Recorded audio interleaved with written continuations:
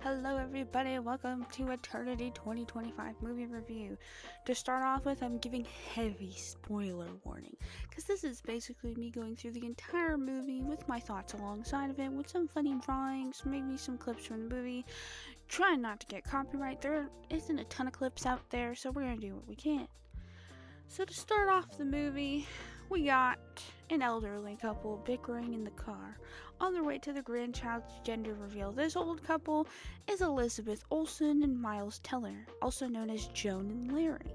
Basically, they get to the party and we find out pretty quick that Larry has a bad habit of not chewing his pretzels fully. And homie chokes on his pretzels, falls and hits his head, and wakes up in an area called the Junction. The Junction is kind of like a hotel slash airport train station that you kind of just meet up with to like go pick an afterlife. And basically he gets there and his afterlife coordinator, who is Anna, played by Davine Joy Randolph, she's like, gives him the lowdown. He's like, nah, I'm not dead. I'm not dead, fam. Wrong guy. Prank. And then finally she's like, no, dude, like, wake up. And he's like, oh, I did die. Ooh, okay. Well, and then Anna, he's basically like, okay, well, eternity? She's like, yeah, you gotta pick one. And he's like, okay, but like, I love the beach, but my wife, she wouldn't like that. My wife wouldn't like that either, but my wife. Hey, where's my wife though? And she's kind of like, well, if you don't really pick one within a certain time frame, and you don't like get a job, and there's no space in the Junction, then kind of you're gonna go to the void. And I guess the void is just nothing. It's like, I guess their version of quote unquote hell, or worse than it. So Larry's like sulking. So Larry's like, okay, I'm gonna go to the bar. I need a drink after all this information. That's where we see Joan's first husband, Luke, played by Callum Turner. I don't know if it's Callum or Calum, should have looked that up, but it's spelled like that. Who we know via photo. We get like at the baby shower, there's this moment where they're like, yo, mom, like, we found some of your old photos. And in the box is like her very first wedding photo. And they're like, yo, this doesn't look like Larry. This doesn't look like dad. This doesn't look like Larry, bro. And she's like, no, that was my first husband. He died in the war. For reference, he died in the Korean War. There's a whole joke about that, how he didn't die in World War I or World II. There's a whole running on joke inside the movie about that. So Larry, he doesn't pay attention to nothing. He was scarfing down those pretzels and died, so he's just telling this dude, which I thought at the moment while we were watching, I was like, we're supposed to be like, oh my god, that's the guy. But I was focused on the fact that Larry was just telling this complete stranger in like, what is heaven? And he's like, yo, dude, my wife, I died. My wife has cancer, which we get a little snippet of her being like, don't tell the family at the baby shower, this isn't about me. And like Larry helps her cover her arm because she's like dying of cancer. But Larry is like, I was supposed to take care of my wife. She was dying. Like, I was supposed to be there for her, holding her hand. Like, and this other guy's like, damn, that sucks. Sad. And then we switch perspectives. And I guess in the timeline, according to the movie, this is a week later. Joan dies. Our perspective switches to her, where she wakes up in the train, and she's like, oh. Hey. Well, as she shows up, we see Larry is like, well, I guess I'm gonna pick one. I gotta pick one if my wife is like gonna live for so long and I eventually have to pick one. I don't want to end up in the void. A lot of peer pressure for him to pick one. So he's like, yeah, I'll go to the beach. On his way down to the train station to go to the beach realm, he sees Lorraine. And he's like, my wife. Oh my god. I gotta go to get my wife. And then they basically meet up, and here we get the iconic trailer scene. Place clip here. Where Lorraine is basically the coordinator of this guy Luke, her first husband, is like, look over there. And she's like, oh my god. She's like, Is that my first husband? And then he's like, I waited 67 years, Joan. And her husband, Larry's like, oh shit, dude, 67 years? And then basically she's like put in the middle of this whole thing where it's like, you gotta pick one or else. And then it's like, oh, okay. Now this is where I'll keep it a little more vague because it gets a little messy. Basically, imagine you die and find out someone who you loved so passionately in a moment in time of your life is waiting for you. I can only imagine not only the type of sadness you feel for them, but imagine the regret, the anxiety of basically this woman was thrown between two men and forced to pick one by the afterlife watchers. As I watched, I thought, well, if you had kids and settled down with Larry, I mean, come on, like, you had 65 years of history and loves and ups and downs. But at the same time, the guilt and shame she felt after having an entire life with Larry and now her first husband, she's like, I kind of gotta make up for this. So basically, she's like, I guess I'll spend one-on-one time with each husband. She goes with the first husband, Luke, to a nice little forest area where she deadass spends most of her time talking about her life and her kids, which we're gonna bring out major red flag for Luke right here. Red flag, red flag, red flag. He doesn't want to hear about it, really. He's like kind of guilt tripping her with like sad puppy eyes, and he doesn't really want to hear about her life or her kids or what she experienced. Like, yeah, I know Larry was involved, but like it was really selfish of him to like kind of not care or like not want to hear about it. She spends time with Larry. We learned that Larry is kind of just Larry. He's funny. He makes her laugh. They have a good time, but Larry doesn't really like put on any extra effort for her. Like, he's kind of just like her husband. Then she gets like the grass is kind of greener on the other side mixed with guilt, and she was kind of love bombed by Luke. Kind of funny, they both have L names. So she basically tells Larry, like, you had a whole life with me. He didn't get one. He deserves a chance. And so then she goes to the train station and she basically is like, I choose eternity with Luke. Crazy. But Larry takes it like a champ, is like, well, whatever makes you happy, my love.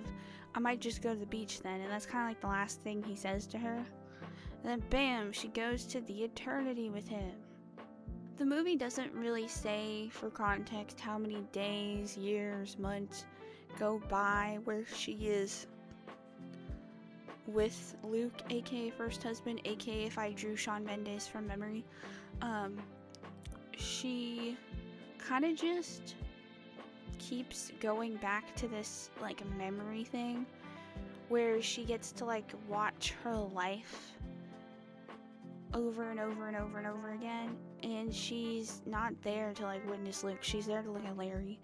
She's there to look at raising kids with Larry, the funny moments with Larry, the ups and downs with Larry. Like, she just is rewatching and rewatching and rewatching her life with Larry over and over and over again. You can slowly see that the guilt she had for Luke and like is in the grass is greener moment is slowly fading away. You can see that she's starting to feel guilty from choosing her first husband. She realizes like love is so much more than what she thought it was. Basically the plot is you only get one shot. But Lorraine is like, nah, I gotta tell Shawn Mendes lookalike, I gotta go back to Larry. And I think what she said is really beautiful. Here's the line exactly, almost word for word. She said, it was love with the burden, without a mortgage, or without a job or kids. It was the kind of love you get to know before feeling lost. That's the type of love that she was saying that she had for Luke. But love isn't just one happy moment. It's a million. It's bickering in the car, supporting someone when they need it, growing together, and looking after each other. Which then Luke rebutted and was like, we can do that now. And she kind of wakes him up and goes, but am I living up to what you thought I was? And then he gets real silent. And then they have like a little moment where he's like, no, but please stay. We could try. We could do this. And she's like, I really did. I really do love you. And then the first husband, like, basically takes a second to mourn. And then he realizes that, like, out of his own guiltiness, he basically held on to her. Like, she was able to move on, but even though he was the one that died, he was never able to move on from her. But then they have this whole escape plan and exit, and the first husband is like, yeah, I used to take acting classes, and then he helps her get the keys and escape back to the junction. However, for some weird reason, the path to get back to the junction makes her look at all the negative moments in her life, which I feel like was really overshadowed when it was happening because it was really confusing what was going on. Just a lot of negative moments for no reason. She gets back to the junction and is basically a fugitive. She was being chased by like Matrix cops for some reason, because you only get to pick one or you go to the void. She gets back to the junction and goes to this like little girl that's like a secretary, and she's like, yo, where's Larry? And then like her face gets printed out, and it's this moment like she's on the run. So then she runs away, and then oh look, there's Anna, and then there's Luke's afterlife eternity people, and then she's like, where did he go? Where did he go? And then Larry's afterlife is like, who, sweetie? Because she was hyped up for Larry. She was rooting for Larry. She's like, Larry, where did he go? And then she was all happy. The afterlife coordinator was like, oh, I'll take you to him. We get back to the bar. That's right. She finds out that Larry took Luke's place as the bartender in the junction because Larry realized that without Joan, there is no eternity for him. That's right. My dude said, fuck 67 years. I don't want to do an eternity without my wife. The dedication is real. Loyal ass Larry, I'm telling you.